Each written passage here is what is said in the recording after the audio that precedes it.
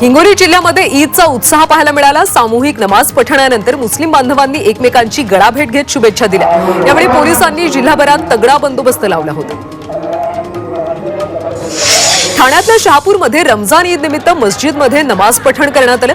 यावेळी सर्व मुस्लिम बांधवांनी एकमेकांना ईदच्या शुभेच्छा दिल्या। तसंच सण शांततेत आणि उत्साहात पार पडावा यासाठी पोलिसांचा बंदोबस्त तैनात करण्यात आला। अमरावतीच्या धामणगावमध्ये रमजान ईद मोठ्या उत्साहात साजरी झाली। यावेळी मशिदीमध्ये मुस्लिम बांधवांनी सामूहिक नमाज पठण केलं।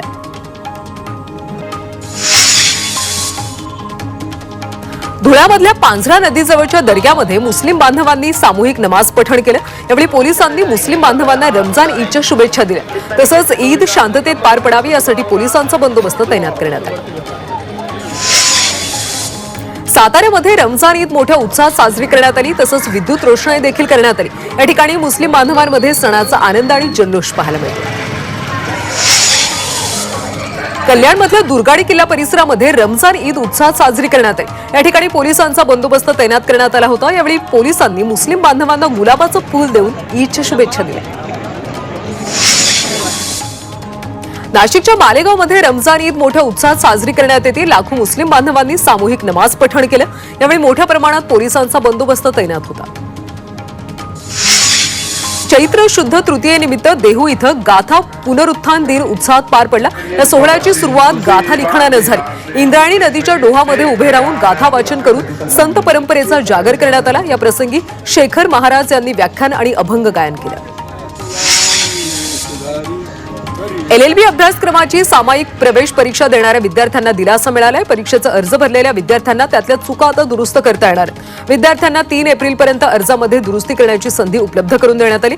विद्यार्थ्यांना आता नाव, जन्मतारीख, फोटो यामध्ये बदल करता येणार। नंदुरबारमध्ये तापमानाचा पारा वाढल्यानं कूलर आणि पंखा घेणाऱ्यांची संख्या वाढली आहे, तर कूलरची मागणी वाढल्यानं कूलरच्या दरात वाढ झाली। तापमानाचा पारा दिवसेंदिवस वाढत असल्यानं नागरिक कूलर आणि पंख्याचा आसरा घेतात। कॅन्सरच्या रुग्णांमध्ये होत असलेली वाढ लक्षात घेता या आजाराला प्रतिबंध करण्यासाठी आरोग्य विभागाने आता कंबर कसली। सार्वजनिक आरोग्य विभागातर्फे आता ऑन व्हील कॅन्सर तपासणी सुरू करण्यात आली। राज्यातल्या 8 जिल्ह्यांमध्ये डायग्नोस्टिक कॅन्सर व्हॅन सुरू करण्यात येणार आहे। यासाठी 79 लाखांची तरतूद करण्यात आली। नवी मुंबईच्या तुर्भेमध्ये हावरे कमर्शियल कॉम्प्लेक्समध्ये थकीत कर वसुलीसाठी आस्थापनाबाहेर ढोल ताशे वाजवत वसुली करण्यात आली। यावेळी 1,25,00,000ची मालमत्ता कर थकबाकीची नोटीस मुख्य प्रवेशद्वारावर लावण्यात आली होती। मध्य रेल्वेच्या हद्दीमध्ये बेकायदेशीर फेरीवाल्यांच्या विरोधात रेल्वे सुरक्षा दलानं अर्थात RPFनं धडक कारवाई सुरू केली। कारवाईमध्ये आतापर्यंत 37,823 बेकायदेशीर फेरीवाल्यांना अटक करण्यात आली। या मोहिमेमध्ये 4,23,00,000चा दंड वसूल करण्यात आला। प्लॅटिनम हिऱ्यांचे दागिने गिफ्ट म्हणून देण्याचं आकर्षण तरुणांमध्ये वाढले। त्यामुळे सातत्यानं चांगल्या परताव्यामुळे श्रीमंत गुंतवणुकीसाठी त्याला प्राधान्य देतात। भारतातले प्लॅटिनम दागिन्यांच्या बाजारातली उलाढाल 2030 पर्यंत 20,000 कोटी रुपयांचा टप्पा पार करेल असा अंदाज।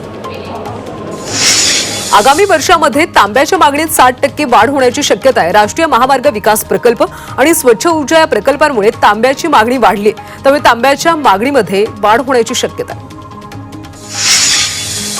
नाशिक जिल्ह्यातल्या धरणांमध्ये 43.40% जलसाठा शिल्लक आहे। जिल्ह्यातल्या छोट्या मोठ्या 24 धरणांमधल्या पाणी साठवण क्षमता 65,664 दशलक्ष घनफूट आहे। मात्र सध्या यामध्ये केवळ 28,496 दशलक्ष घनफूट पाणी शिल्लक आहे। उन्हाचा कडाका वाढतोय, त्यामुळे धरणांमधला जलसाठा कमी होतो।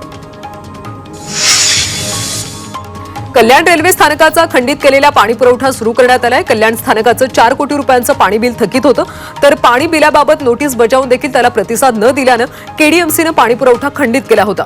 आता मात्र बिल भरण्याची तयारी दर्शवल्यानं पाणी पुरवठा पूर्ववत करण्यात आला। उन्हाळ्याच्या झळा जसजशा वाढत चालल्या, त्याचबरोबर राज्यातल्या धरणातला पाणीसाठा झपाट्यानं खालावत चालला। त्यामुळे लवकरच पाणी पुरवठ्याचं नियोजन करावं लागणार आहे। राज्यामध्ये 2,997 धरणं आहेत। 2 आठवड्यांपूर्वी 50% असलेला पाणीसाठा आता 47% आला। जालना जिल्ह्यातल्या आलं उत्पादक आर्थिक संकटात सापडलेत। गेल्या 3 महिन्यांपासून आल्याचे भाव खालीच आहेत। गेल्या वर्षी 10 ते 12 हजारांपर्यंत भाव मिळाला, त्यामुळे शेतकऱ्यांनी यंदा भोकरदन, जालना, बदलापूरमध्ये मोठ्या प्रमाणात आल्याची लागवड केली। मात्र सध्या आल्याला फक्त 1 ते 2 हजारांचा भाव मिळतो। भंडाऱ्यातल्या लाखांदूरमध्ये वाघाने शेतकऱ्यावर हल्ला केलाय. वाघाच्या हल्ल्यामुळे शेतकऱ्याचा मृत्यू झाला. या घटनेमुळे गावात सध्या भीतीचं वातावरण. त्याचबरोबर वाघाचा बंदोबस्त करावा अशी मागणी ग्रामस्थ करतात. ठाण्यातलं कुळगाव बदलापूर नगरपालिका ही MMR परिसरातली पहिली पेपरलेस नगरपालिका बनली. पालिकेने ऑफिसची 100% अंमलबजावणी यशस्वीरित्या पूर्ण केली. या प्रणालीमुळे कर्मचाऱ्यांची कार्यक्षमता वाढण्यास मदत होणार आहे, तर नागरिकांना सुद्धा कमी वेळात जलद गतीने सेवा मिळणार आहे. झोपडपट्टी पुनर्वसन प्राधिकरणाचे 3 रखडलेले प्रकल्प म्हाडामार्फत पूर्ण केले जाणार आहेत. SRA योजना मार्गी लावण्यासाठी हे प्रकल्प म्हाडाला देण्याचा निर्णय राज्य सरकारने घेतला. 21 प्रकल्प म्हाडाकडून पूर्ण केले जाणार आहेत. धारावी पुनर्विकास प्रकल्पांतर्गत झोपडी धारकांचे पात्रता निश्चितीसाठी सर्वेक्षण सुरू आहे. हे सर्वेक्षण अंतिम टप्प्यात असताना सुद्धा अनेकांनी सर्वेक्षण करून घेतलं नाही किंवा कागदपत्र जमा केलेली नाही. त्यामुळे अशा झोपडी धारकांना कागदपत्र सादर करण्यासाठी 15 एप्रिलपर्यंत अंतिम मुदत देण्यात आली. मुंबईतल्या धारावीमधले रस्ते धोकादायक झाले. त्या रस्त्यावर महापालिकेची वाहनं आणि सिलेंडर वाहतूक करणारी वाहनं नित्यनियमानं उभी असतात. काही दिवसांपूर्वीच निसर्ग उद्यानाजवळ एका ट्रकमधल्या गॅस सिलेंडरला आग लागल्यामुळे मोठी घटना घडली होती. यानंतर सुद्धा ठोस कारवाईकडे दुर्लक्ष होत असल्याचं पाहायला मिळतं. कल्याणमध्ये मेल एक्सप्रेसमध्ये प्रवाशांच्या पर्स चोरी करणाऱ्या सराईत गुन्हेगाराला अटक केली. त्याला नवी मुंबईवरून ताब्यात घेण्यात आलं. पोलिसांनी त्याच्याकडून 4 लाखांचा ऐवज हस्तगत केला. त्याने 6 गुन्ह्यांची कबुली दिली. जालन्यातल्या बडीगोद्री परिसरामध्ये उन्हाळी बाजरीचं पीक बहरलंय. या भागात सिंचनाच्या पाण्याची व्यवस्था असल्यानं शेतकऱ्यांचा उन्हाळी बाजरीकडे मोठा कल आहे. तर या बाजरीपासून शेतकऱ्यांना चांगलं उत्पन्नही मिळणार असल्यानं शेतकऱ्यांनी समाधान व्यक्त केलं. पुण्यातल्या शिक्रापूरमध्ये महावितरणच्या विद्युत रोहित्रांची चोरी करणाऱ्या टोळीला जेरबंद करण्यात आले. आरोपींकडून 12 लाखांचा मुद्देमाल जप्त करण्यात आला. तर त्यांच्याकडचे 11 गुन्हे उघडकीस आणण्यात पोलिसांना यश आले. गोंदियामध्ये हुक्का पार्लरवर गुन्हे शाखेने छापा टाकला. पाल चौकातल्या पार्लरवर पोलिसांनी ही कारवाई केली. या दरम्यान तिथून 2 जण पळून गेले. तर या छाप्यामध्ये पथकानं पार्लरमधून 3000 रुपये किमतीचे काचेचे 3 हुक्का पॉट, पाईपसह आणि इतर एकूण 11,000चा मुद्देमाल जप्त केला. लोणावळ्यातल्या तुंगारी परिसरामध्ये एका घरातले सिलेंडर फुटल्यानं भीषण आग लागली. यावेळी अग्निशमक दल तात्काळ घटनास्थळी दाखल झाल्यानं आग आटोक्यात आली. सुदैवाने या घटनेत कोणतीही जीवितहानी झाली नाही. पुण्यातल्या सहकार नगर भागामध्ये काल लागलेल्या आगीत एका कामगाराचा मृत्यू झाला. या प्रकरणी हॉटेल मालकावर गुन्हा दाखल करण्यात आला. या हॉटेलमध्ये सुरक्षेच्या दृष्टीनं कोणतीही काळजी घेण्यात आली नव्हती असा आरोप हॉटेल मालकावर ठेवण्यात आला. या आगीमुळे हॉटेलजवळच्या 2 दुकानांचं देखील नुकसान झालं. जळगावमधल्या पाचोरा शहरातल्या महावितरण विभागाच्या मुख्य कार्यालयातल्या गोडाऊनला भीषण आग लागली. या ठिकाणच्या जुन्या इलेक्ट्रिक साहित्यांना अचानक आग लागली. दरम्यान आगीनं लगेच रौद्ररूप धारण केल्यानं कार्यालयाचा परिसर आगीच्या विळख्यात सापडला.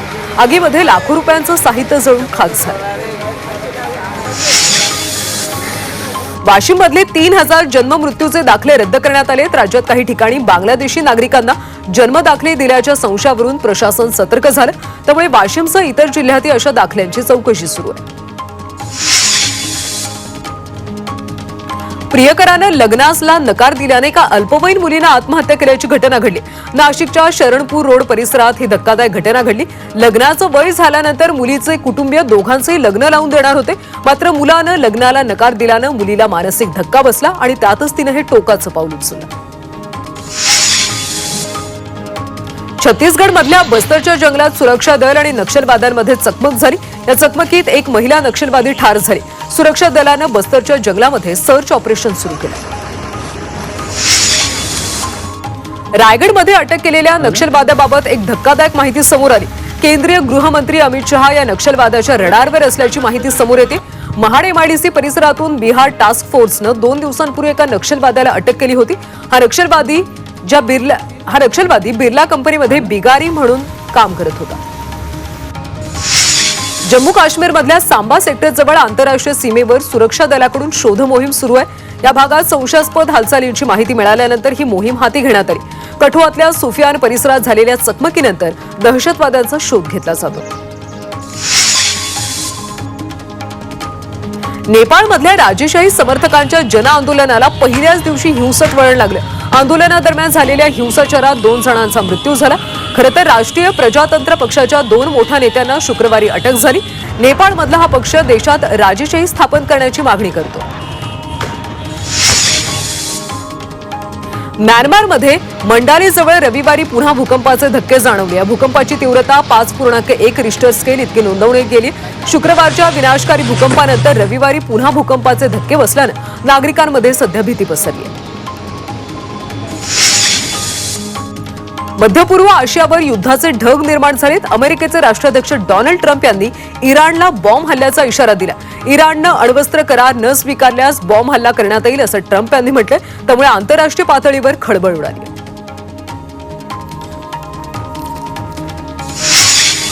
गुढीपाडव्याच्या मुहूर्तावर राज्यभरात 86,814 वाहनांची खरेदी झाली. ही वाहनं खरेदी गेल्या वर्षीच्या तुलनेत तब्बल 30% अधिक आहे. दरम्यान 22,081 कार तर 51,756 दुचाकींची खरेदी झाली. पुण्यातल्या पर्यटन स्थळांना भेट देण्यासाठी पीएमपीएमएलनं पर्यटकांसाठी विशेष 10 बसेस सुरू केल्या. वीकेंड आणि सार्वजनिक सुट्टीच्या दिवशी 10 बसेस पर्यटकांसाठी उपलब्ध करून देण्यात आल्या. पर्यटकांकडून ₹500 तिकीट दर आकारले जात आहेत.